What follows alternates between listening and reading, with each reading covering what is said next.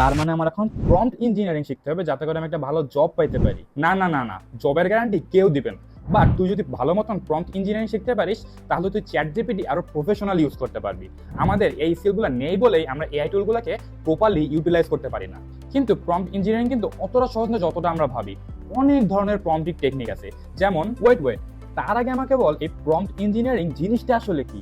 Prompt engineering মানে হলো AI কে perfect instruction দেওয়ার আর্ট। যেমন আমরা যদি এআই কে বলি গিভ মি 5 ইউনিক আইডিয়াস, তাহলে কিন্তু হলো না, বিষয়টা অনেক বেগ।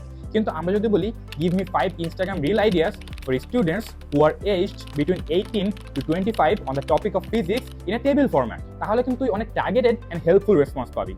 কারণ তুই এখানে ক্লিয়ারলি বলে দিচ্ছিস তোর গোল কি, তোর টার্গেটেড অডিয়েন্সকে, তোর কনটেক্সট কি, এন্ড তুই কোন ফরম্যাটে রেসপন্সটা চাচ্ছিস। ও তার মানে যত স্পেসিফিক প্রশ্ন করবো তত বেটার রেসপন্স পাবো। এক্স্যাক্টলি, আসলে এই এআই মডেলগুলো হিউম্যান ডেটার উপরে ট্রেন্ড, তাই এগুলা অনেকটাই মানুষের মতন বিহেভ করে।